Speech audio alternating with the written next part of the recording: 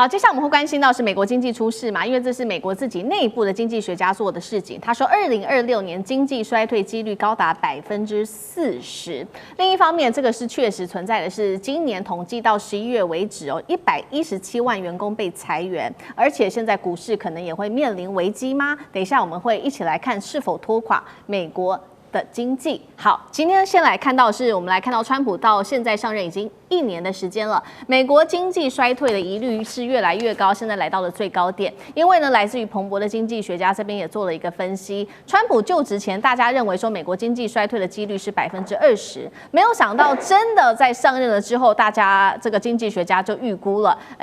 这个美国经济衰退的几率可能高达40%，穆迪更是认为明年经济衰退啊。到达了42%，而现在看到的为什么经济会衰退，有列出了3个原因，包括了现在担心的 AI 泡沫，还有年轻世代他们真的是没有办法很快速的找到工作，这些入门级的工作几乎都消失了，而且白领的职缺也越来越少，加速了中产阶级的焦虑。而且美国的就业市场现在进入了一个新阶段，这个阶段叫做永久性的裁员时代。什么意思呢？因为过去在美国做裁员的时候，通常是一波一波的这种大量的裁员，但是现在变成说不像过去这种大规模的裁员是比较频繁，但是比较小规模的，一次可能裁员人数50人以下之类的。但是因为是这样一波一波而且频繁的，才会让中产阶级非常的不安。而且这边做了一个统计，光是前11个月，美国裁员人数竟然高达了117万人，这个年增幅啊暴增到54%。光是11月份裁掉了7.1万人，哪个行业受到影响最大呢？就是科技业，因为现在引入了 AI 的使用，所以科技业现在可以说是压力最大的。好，所以节目一开始特别请教大使怎么看了？当 AI 取代了白领，还有永久性的裁员变成美国的常态之后，中产阶级还敢消费吗？大使怎么看经济？对，现在中产阶级第一个消费能力减低了，因为美国通膨事实上的话，在很多特定的区域是相当的严重啊。那而且它这个通膨的这个品项也是都不一样。不过整体来讲的话，美国的通膨问题并没有说完全的解除啊。那不过就是说，很多经济这个学者的报告，其实美国今年的经济1到4月基本上它是一种所谓滚动式的下滑。那前4个月经济不好，可是呢，其他的数据显示，从4月底开始以后，一直到目前美国的经济基本上它是一个滚动式的在复苏。那当然，2026年是另外一个情况。可是呢，就是说今年大部分时间都在滚动式复苏的情况之下，从哪里看出来？主要是从金融市场，还有就是大公司它的获利跟股价这些反映出来，美国的经济事实上在复苏。可是问题呢，这种所谓的滚动的复苏并没有造成这个所谓的失业率的下降，反而造成失业率的提升。那这个就必须就是说有一点不太符合逻辑了。逻辑应该你经济好像在复苏，你这个就业人口应该往上增，反而不增反降。所以呢，这就变成就是说，很多人就讲说，这可能是美国一个经济在结构性的在调整。那事实上，这个财富还有工作的性质也跟着在调整。那大家想到很自然就说，那这跟 AI 一定有关。那事实上的话，有个统计数字比较精确的，事实上的话，美国从2023年，如果说被裁掉的人员里面有7万个职务被很明确的可以证明，它是因为 AI 的这个被使用而造成这个职务被裁掉，大概7万人。可是这里面有117万人丢掉了工作所以这个就变成就是说，可能造成这个丢掉工作最大原因是 AI，可是呢，还是有其他整个结构性的原因。那所以就变成这个是一个蛮复杂的。那这个117万被裁掉的人里面，那个产业别来说，最高这个行业就是科技业，中间有大概差不多17有15万人都是属于科技业的人。那可是别的行业是不是有被裁呢？也有，电信业、食品业、零售业、非营利组织、媒体都是裁员蛮多的。那现在就是说，你刚刚讲就是变成一种永久性的裁员时代啊，这个是让很多白领阶级相当感到压力的。对，因为过去这个公司裁员都是一次很大规模的，一次裁掉6000、8000，像 Estee Lauder 最近有全世界裁掉6000人哦。他说这种模式现在渐渐没有了，就是大的公司它基本上是滚动式的在裁员，它也不宣布，它可能就在调整。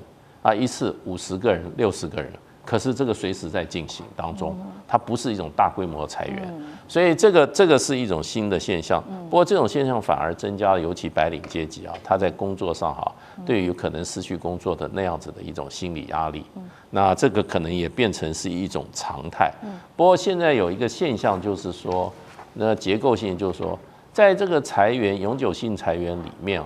这里面比例来讲，中小企业远高于大企业，也就是说，在这个美国的这个现在的这个产业结构里面，大企业还是能够稳定获利，它在这个雇佣员工，中小企业的压力越来越大，所以除了 AI 的因素，还有美国产业结构的调整。对，当然了，虽然美国这个整体来说的话是滚动式复苏，不过美国的经济要跟之前比是越来越糟糕，是越来越糟糕情况之下呢，它这个不可能会增加很多新的就业员额。那明年的话，又是预计是有41%是几率认为是衰退。那美国明年的失业人数可能会增加。那在美国的这个一向是世界经济火车头之一因为全世界的这个就是说这个整个的 GDP 里面有34兆，34%美国所创造的。所以美国如果感冒的话，全世界的经济那一定会打喷嚏。好，这个是刚刚特别我们 focus 关注在美国的就业市场的部分。那刚刚也说嘛，因为 AI 的兴起，这当中受到影响比较大的是中小型企业，尤其是科技业。但是这些科技巨头呢，现在为了获利却是不择手段。我们来看到路透社的最新踢爆是美国的脸书的母公司 Meta，为了维持它庞大的广告收入，对大陆来源的这个诈骗、非法赌博广告长期睁一只眼闭一只眼。这边做了一个数据的统计 ，Meta 去年光是来自诈骗、非法赌博、色情等等违规内容的广告收入超过30亿美元，换算新台币竟然高达了900多亿元怎么看，干哥？我这件事情是我最痛恨的，你知道为什么吗？因为 Meta 作为社群平台的领头羊然后祖克伯他竟然是这样子的态度，你知道他们本来内部他们自己那个 FB 现在叫 Meta，他们里面的那个什么，就是他们的那个有一个机制可以去干嘛？可以把那种有严重诈骗的那种倾向的那个东西给抓出来，还有赌博、色情等等像这样子的广告，他们自己本身有一个机制，但是他们也要花钱去维持这样的团队那所以说，其实老实讲，他就不太愿意去做这样的事情。他认为说，我们既然是这个媒体嘛，那我们就应该要获利嘛。那乐听人应该有自己去辨别广告的这个能力在里面，而不是说要我们来先帮他当守门员。可是如果照你这样子讲的话，在自由市场里面的一般的电视广告那是不是每一个国家每一个这个不管是欧洲或者亚洲的国家，甚至美国其实它的电视的审阅机制都一定要先排除像这一类的色情或者是赌博广告嘛，对不对？可是 Meta 根本就是全部都照收，完全都照收。那所以说，你知道他去年他既然在诈骗广告里面，他收了30亿美金的高额利润，但是大家要晓得，这中间有潜藏一个问题，就是说，因为其实来自中国的广告现在是 Meta 最大的收入，它一年有180亿，其中有30亿，大约20%是这样子的诈骗广告。那如果你今天要去防堵这些广告的话，就像我刚刚讲的，那你公司自己本身要有一个团队。你知道他们的团队在去年发现他们的这个防火墙的机制做得很好，他们已经非常的，就是说降低了差不多有1半以上的这种色情广告或诈骗广告。可是突然祖克伯发了一个命令说，因为我们的诚信策略，所以说我们这个现在暂停对于中国广告的稽查。这什么意思啊？我们听不懂啊，这就有点饶舌。他的意思就是说，为了防止来自中国的广告数量下降，所以说我们的这个诚信策略暂时不对他们做太严苛的检验。那造成的结果就是什么？就是这些广告再度死灰复燃。大家要知道，受害的大部分都是什么？在美国的华人，在美国的华人的市场有多大？大家去想一想。所以这在全球都造成影响。我认为这个就是什么？社群平台他们在获利之后，完全都忘记了他们的初衷。这也是所有的像，不管是 Meta 啊、Google 啊、YouTube 啊这些软体啊，在很多国家都受到厌恶、受到排斥。你知道为什么？因为他们只顾着获利，而没有想到他们对于人类社会所应该负的最起码的责任。这个责任其实是你自己企业主要负担的。所以我觉得像祖克伯这样子的企业家，你只知道获利，眼前，但是将来呢，总有一天你的亲人也受到伤害的时候，你才会知道说要改弦易辙。我是觉得说像这种，它是一种很巨大的托拉斯，它会越来越大，像一个怪兽一样。可是，一般的人民、一般的老百姓，要能够分辨什么是诈骗，什么是对你有害的广告，其实不是那么容易。我觉得媒体守门人应该要负起这方面相关的责任，那也是他企业的责任。对，针对目前 Meta 的这个行为被形容是这些大型科技业是否已经造成所谓的资本主义变形，所以造成今天这样的一个现象。但我们现在看到，除了科技业有问题之外，我们来看到华尔街投行也非常的对于美国未来的经济前景是非常的紧张的。在这个时候，他们出来示警了。明年最大的风险将是股市崩盘，直接引爆的经济衰退。特别呢，华尔街投行提到了支撑美国目前消费的250万名的超额退休族，什么意思呢？就是他们在这个疫情爆发之后赚了非常多的钱之后狂消费，现在华尔街投行就是担心说，一旦股市崩盘的话，这些人就没有办法大笔的做消费，将会重挫美国经济吗？上志哥怎么看？我们知道，在美国的股市，在今年年初开始，其实都被形容说很多黑天鹅的蛋，好多蛋，有大蛋有小蛋，就看哪个先孵出来哦。所以刚刚讲到底是经济衰退呢，美国政府的债务问题呢，还有包括现在 AI 是不是太集中了呢？好，无论如何，我们已经确定第三季的美股的部分是极震荡的，而且这震荡是创纪录的。为什么震荡？因为就是美股里头有好多的巨人。多的巨人跟空的巨人，大家真的是杀得死去活来哈，所以我们都知道，但核心为什么？核心还是因为忧虑。如果说一片荣景的话，空头没有机会的，所以这个忧虑很深。就刚刚提到的这些，包括 AI 非常集中哈，而且现在要知道还有 ETF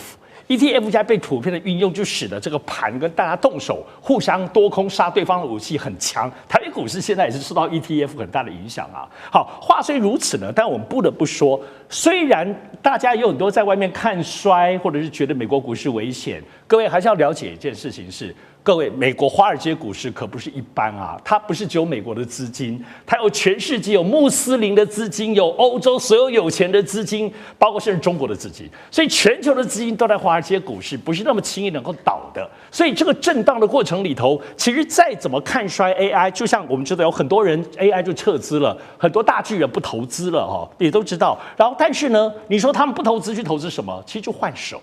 科技类股还是很强，单我们讲11月哈，这前后，巴菲特就买了谁？买了 Google 的母公司 Alphabet， 大增值，他把苹果卖掉很多，所以换手。不止巴菲特索罗斯也花了好多钱进来，而且还有抄底大王，是我还蛮喜欢的那个叫 David Tepper， 我想他每次很会抄底，他就抄英特尔，所以英特尔股价就都回来。所以我们要看的不是大环境结构没有错，股市、汇市股市、美股、美债跟汇市。但美股现在在震动，美债现在有很多的疑虑。但是我们讲美国的汇市这点，美元现在基本上美国包括联准会的部分在降降息各方面还是拿捏得很稳的。所以现在就是说，如果美国汇市有动荡的情之下的话，连带美股跟美汇，所以大家为什么那么关注 FED 的原因在此。而且我们特别注意哦，过去美国汇市只有美元，但是因为现在虚拟币开始跟美元整合在一起，里头稳定币等等，所以让整个美国的坦白讲，它的这个货币的扩散性从实体到虚拟扩大了这个基础层面。它当然也动荡更大，但某方面它也可能有更多的支撑。除了美元在吸全世界的所有货币的这个汇差之外，也透过稳定币在吸全世界的虚拟的汇差。所以美国当然有很多的风险，但千万不要小看美国华尔街拥有全世界资本的实力。好，谢谢尚志哥，我们休息一下，马上回来。地缘政治、美中之争、